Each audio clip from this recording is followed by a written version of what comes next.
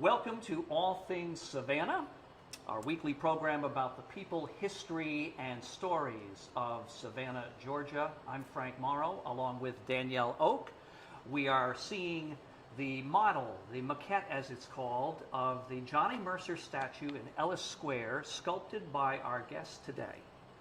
Yes, and our guest today is Susie Chisholm. We're thrilled to have her. If you've ever been to Ellis Square in downtown Savannah, you may have seen a life-size version of this maquette, this smaller sculpture of Johnny Mercer.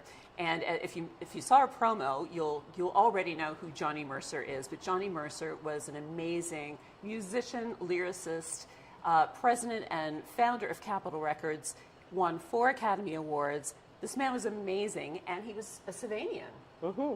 Absolutely, absolutely. So, Susie, tell us, we're going to start at the beginning. We're going to start at your beginning. Oh. And tell us about your childhood. Tell us about who you were in Savannah, your people. Where did you... Tell us all about it. Nothing too complicated. Your people, your artistic people, your architect father. And right. yes. I grew up, yes, my father was an architect here in Savannah, and my mother had majored in interior design. So I grew up in a family that appreciated art. I was always encouraged. I took art lessons at the Telfair from the time I can remember. I was always taking private lessons. So you took lessons at the Telfair? I did. Ooh, I did. In that third floor? Well, it was in the old building of the Telfair old... in the back. They would have the lessons back there, and yeah, I took forever, and I would take from anybody that was around to take lessons from. So I was always encouraged. So you had a real interest in it, right? And it was never any question. I was going to go to the University of Georgia and major in art. Period. Never thought about another thing. Mm-hmm. And I applied, never thought that I couldn't get in. Yeah. Whoa, you wouldn't do that today, would you? But True. yeah, off I went as a little old freshman to major in art at the University of Georgia. Did you have to have a portfolio? No. Okay, interesting. All right, no. Kids nowadays do have to have. Well, I don't know. Do they do it at University of Georgia or just at know. SCAD? I know SCAD does, but I don't know. I would have assumed that at every art school they'd have to have that, or for any art program, but okay. I'm not aware. I don't know. So you majored in art?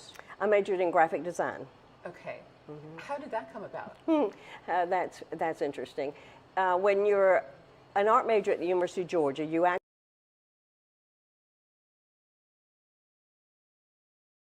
just made sense. Did it make sense to you that you were older and maybe you were now poised for this? I was paying a lot more attention than the rest of the kids on that Sometimes program. That's what happens, as you get I to a was different definitely age. paying a lot more attention.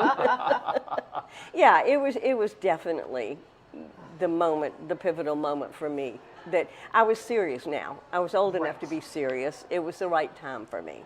Wow, everything comes together for you Yes, at that point. it did. It did. I want to remind everybody that we are streaming live All Things Savannah from the Bluff Hotel, 630 West Bay Street, Historic District, downtown Savannah. We're here every Wednesday at this time, and we've got Susie Chisholm with us. Susie Chisholm is a Savannah sculptor. You may know her best locally by the Johnny Mercer sculpture in Ellis Square, which Danielle and I have spent some time around recently. Mm-hmm. And just a little bit of time. Danielle showed everyone how well she can sing. Oh, yeah, hold a tune. Anyway. I thought it was pretty good. Thank you. Well, so talking about Johnny Mercer, we're going to make a bit of a jump here, because you now have your training, and how do you go from training to getting commissions like this? Like, did you print up business cards? What did you do? How did it go from there? I started out, I got a studio at City Market, the art studio there. I was there for 23 years. Oh.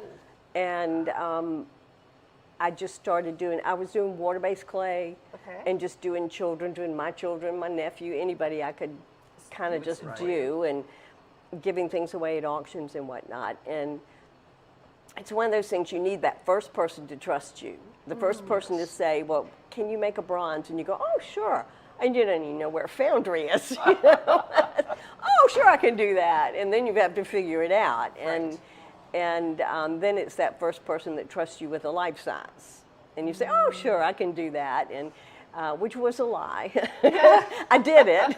It's the runner at Lake Mayer. Yes. And it had some moments where I wasn't sure it was going to continue standing up, but I figured it out. And then the friends of Johnny Mercer saw me at a Telfair show, one of the art shows they had, and approached me to do the Johnny Mercer sculpture. Now there has to be an enormous amount of pressure. You talked about the first blush that you got sort of hired for, but this is a huge deal. You had to feel some pressure saying yes to that, and how could you not say yes? Oh no, it just felt great. Did it? It just felt great. I like doing portraits. I like assignments. That's probably from my graphic days. I like assignments. I like knowing who I'm doing, and I like doing real people. I think that's where my niche is. I'm not one of these sculptors that does fanciful figures or people who are anybody. I like doing real people. So therefore, I'm well suited to do historical people, people for cities and towns and public figures. Is that what defines a portrait sculptor? I've noticed you're quoted as saying you're a portrait sculptor. Is that correct? I think so, because I mainly only do commissions. Mainly only. That's a little silly thing to say, but that's what I do. I do commissions. And recently, in the last few years, I do big public pieces. And they are people. And so they have to look like those people. So who else have you done portrait sculptures of, and in what cities are they? Well, let's see, I have Nathaniel Green. He's in Valley Forge. And I have Sam Adams and Captain John Parker in Boston. I have a large three-piece group in Purdue University. Oh. And who is that? His name was J.J. Davis. He was the head of the entomology department in 1930. Okay.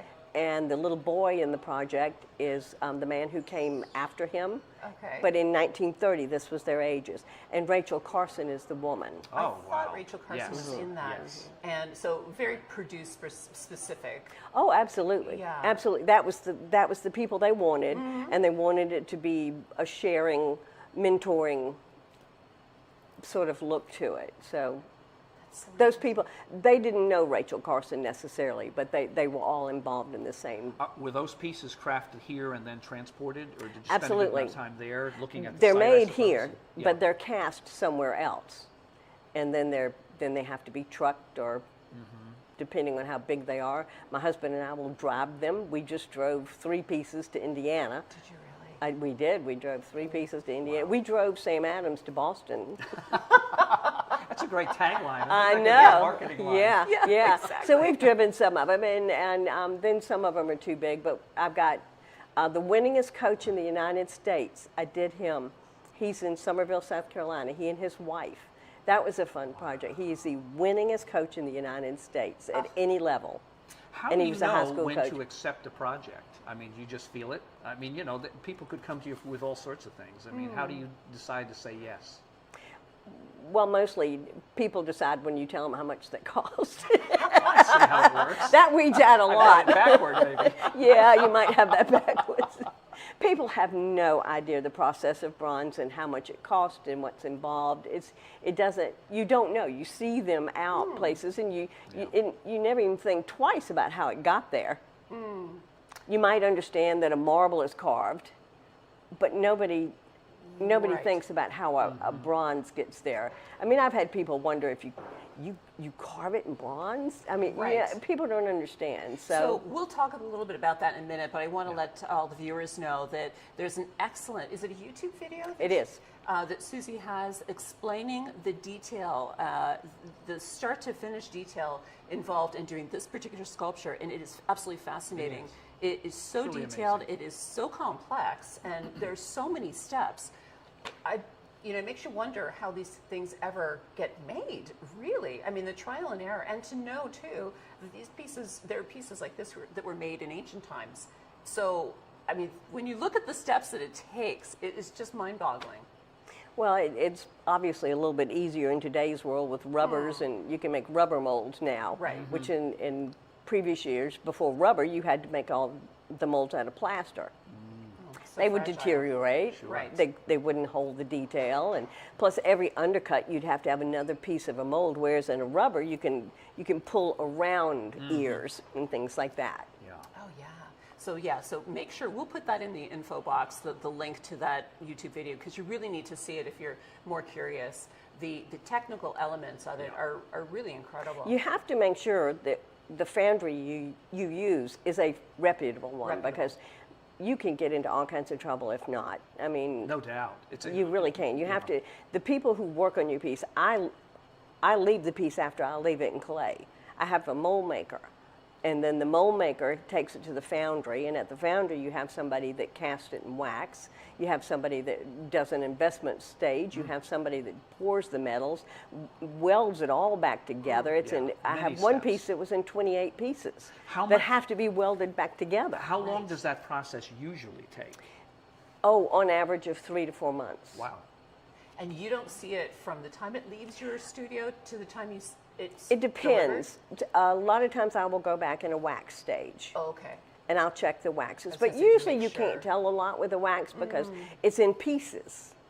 You can tell if there's a detail, like if an eye has got a funny thing going on. But if you trust the foundry, they know how detailed you are.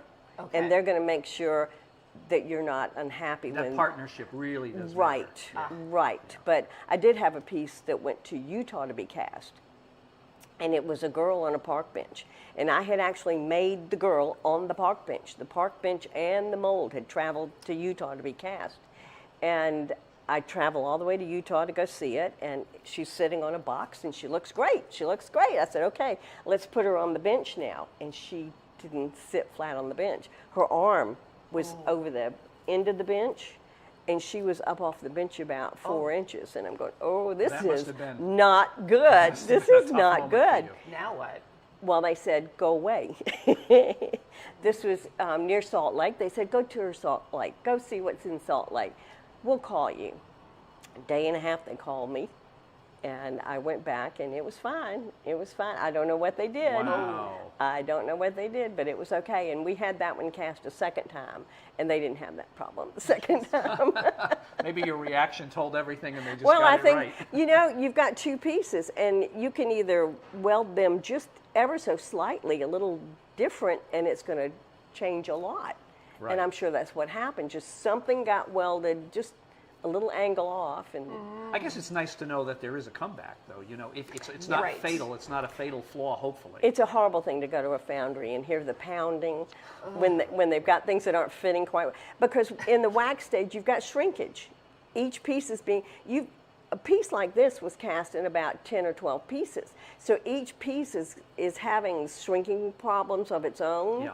And when you go into the metal, you have a little bit of shrinkage. When it's in the wax stage, it could move a little bit before it gets cast. So you have a lot of problems like that can happen. So then you have to Absolutely fit them all nerve-wracking. back together, and they might Yeah. be quarter of an inch off. So there's stretching and beating. And that matters. You know, we think It a quarter does. inch isn't much, but No, it does but make yeah, all the yeah. difference.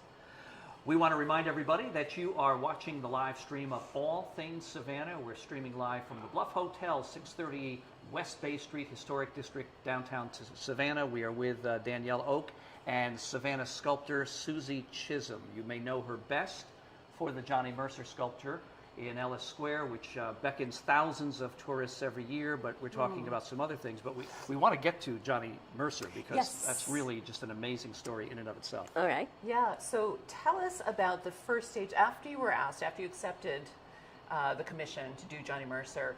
What were your first steps? Let us in on that. We have to do research. That's the first thing. If I'm doing a person, I want to know about that person. There's more than just what's on the surface. You need to put the personality in there. You need to learn who they are. And so I read several books on Johnny Mercer. I met a lot of people, anybody I could talk to that knew him. And there are a lot of people in Savannah that knew Johnny Mercer and could tell you fun stories about him. He was a fun man when he came to Savannah. That's what I've heard. He was a big partier, but he would just show up at parties that he knew people and start playing the piano. I mean, people have wonderful memories of him. And so I learned a lot about him that way. And then his niece, Nancy Garrard, was here. And she was a big help. She obviously knew his body type, his size and everything. And her nephew, her son, his great nephew was my model because he was Johnny Mercer's same body type. Love that. Wow. And then we had Stratton Leopold, who's a producer at Paramount Pictures at the time, and we needed all the costume.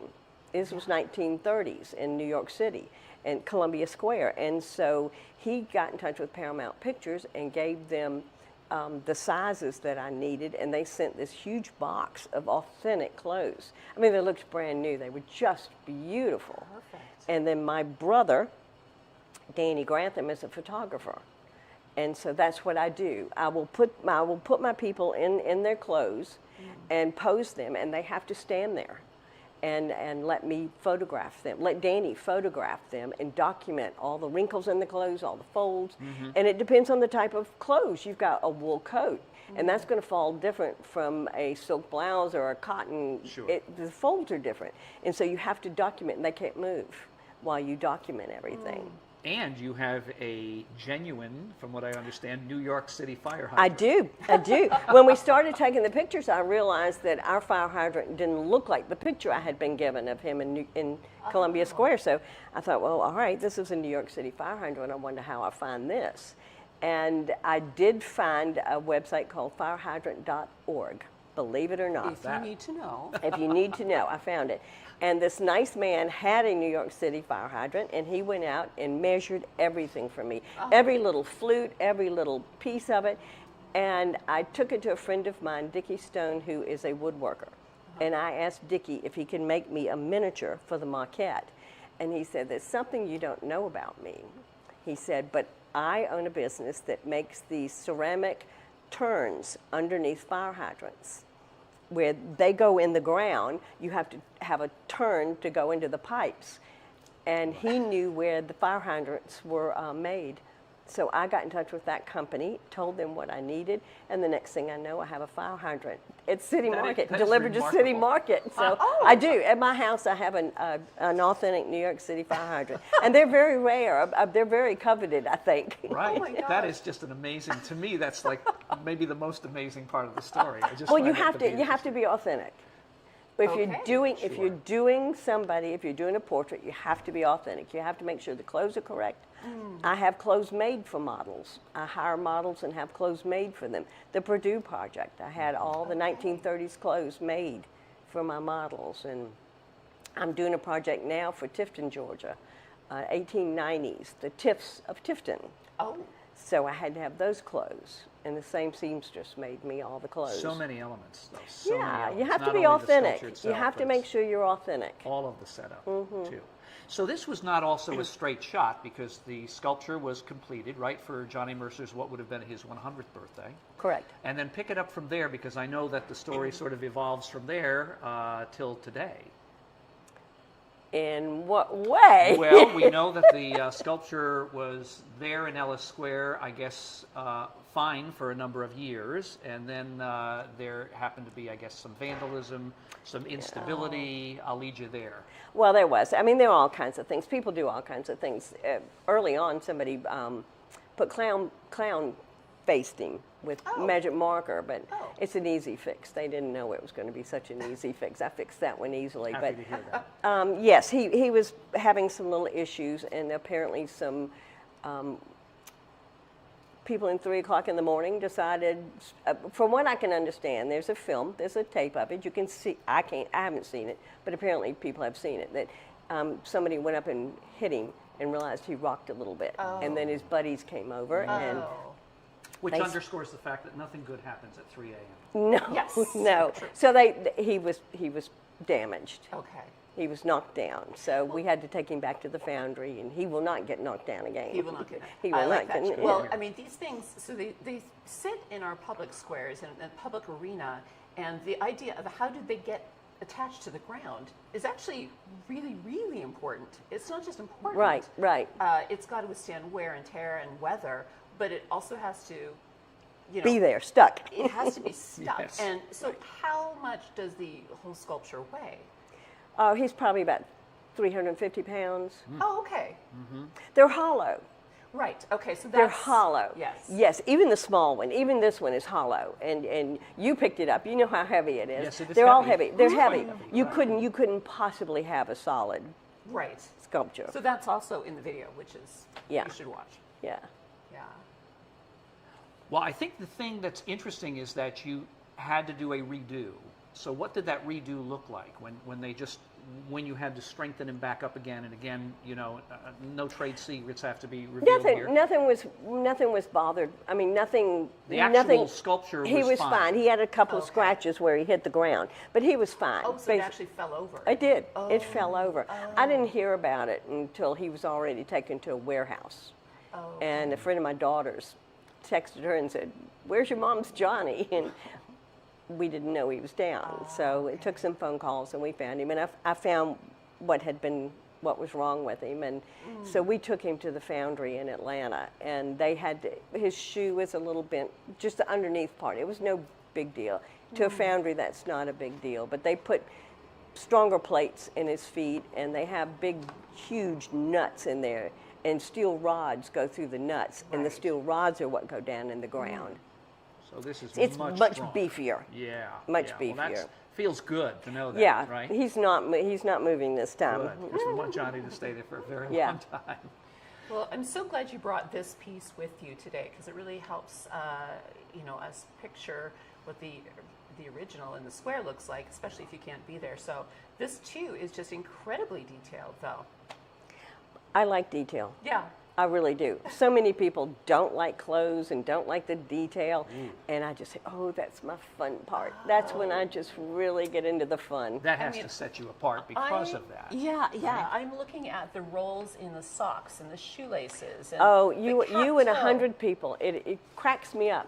I could spend 20 minutes making a shoelace, and I spend days doing other things, and people walk over and say, "Oh, look at the shoelaces." You just go, "Oh, that was the easiest part of the whole sculpture." Right, So make a note of it if you're in Boston. Do not ask me about shoelaces. But if you're ever looking at Susie's other pieces, look for the detail because it will be there. Most of them, Johnny Mercer has a logo hidden in plain view. Ah, okay. My brother designed it. It's a moon river with 4 stars for his Really? 4 Academy Awards. So you'll have to go find him. And Scavenger hunt. right, and I was doing it for a while. Nathaniel Green has one of the cabins that he designed for Valley Forge, Oh, the housing that he set up for the soldiers, and I did Charles Fraser at Hilton Head, and Compass Rose was his logo. So there's Compass Rose on him. And the entomologists at Purdue, they have bugs and things Bugs? all over them hiding. it. And so it's fun. It's fun to hide things like that in the pieces. And then how do you put your stamp on here? I mean, there's usually a plaque close by, but do you actually, Oh, I sign it very big. do you? Oh, I Okay. do. Where can we find your signature? Oh, is it We here wanna on the know side all of the coat? secrets. It could be. It could be anywhere. Wherever. Just wherever it fits nicely. But Okay, yeah, good. I went to an exhibit in Italy one time at the Peggy Guggenheim Museum in Venice. And there was a special exhibit going on, and there was a sign that said something about why can't artists sign their work if General Electric and Westinghouse can have their name all over the front of their products? Why can't an Fair artist? I point. thought, well, Yeah. fair point. Yeah, I have friends that just they sign with a little symbol or something. I say, no. Let's see Susie on there, right? Yeah, I think Our name's going to be on there. Absolutely. So what's ahead for you? So let's scope out. We just turned into a new year. What's on your plate? I have the Tiffs. I have Mr. Tiff just finished, but they're 6'3", 6'4", and I'm 5'2". These are big people for me. yeah, for So sure. I have Mrs. Tiff to do. Her head's done, Okay. but I've got her body to do. Real-time And then update. a fun project. I have a group over in Mount Pleasant that I'm doing a shrimper from Shims Creek, and he's going to be put on a bridge that goes over Shims Creek, a Yeah. pedestrian bridge. That's in and Charleston. Right outside Charleston. yeah. north of Charleston. And I've been working with them for a year or two. I just gave them the maquette recently, Okay. and they've raised the money now. So that'll be the next project. And there's another possible project over in Johns Island in South Carolina, and then hopefully one in Somerville coming up Wow, after you that. sound busy. So I hope so. That's terrific. Oh So my gosh. where's Great. your studio now? Is it here? Is it I was at downtown, City or- Market for 20 years, Yeah. 23 years. And you're when not the there? pandemic came, Oh, okay. and they sort of said everybody go home, and I thought, well, how am I going to work if I can't go to? Anyway, it was time. It was time for me to leave. Okay. And so I had a room at my house that was just as big Oh. as my studio. It had been a playroom for the kids. So it took 2 months, and we moved me out. Wow. But it's heavy stuff. Yeah. Sure The is. clay, Yeah. thousands Yeah. of pounds of clay. Right. I use a clay that's reusable.